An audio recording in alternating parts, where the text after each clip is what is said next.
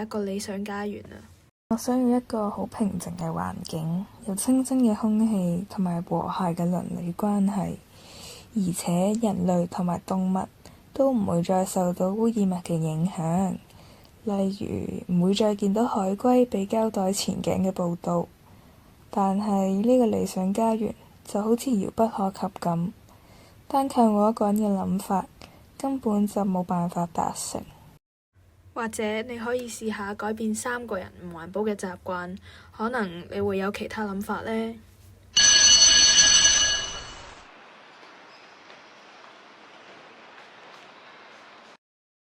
想食飯即係冇膠餐具用，唔通連個天都唔中意我？你唔知咩？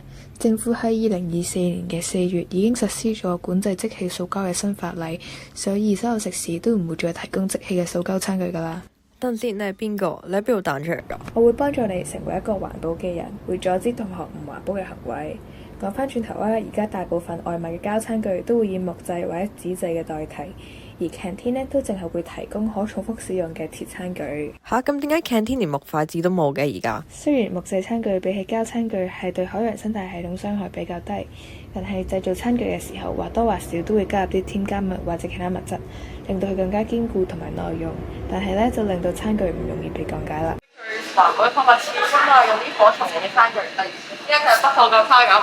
好啦，我而家明晒啦，多謝你啊！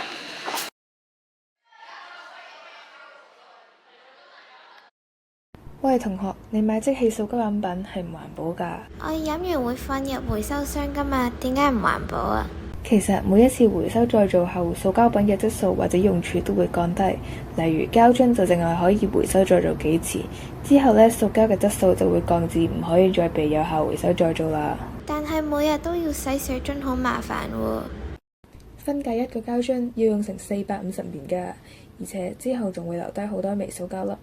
當佢哋被沖入海洋之後，不但會對海洋生物造成好大嘅危害，當我哋食咗呢啲體內有微塑膠粒嘅魚之後，更加會影響到我哋嘅健康，變成人類自己自作自受。哦，原來係咁。咁我每日花少少時間洗個水樽唔係好麻煩啫，為環保出一分力。喂，你點解就咁將一張紙抌入垃圾桶㗎？應該抌入回收箱㗎嘛。雙面都未用晒，你應該用晒雙面之後先再倒落回收箱，咁樣先可以物盡其用，對環保出分力㗎嘛。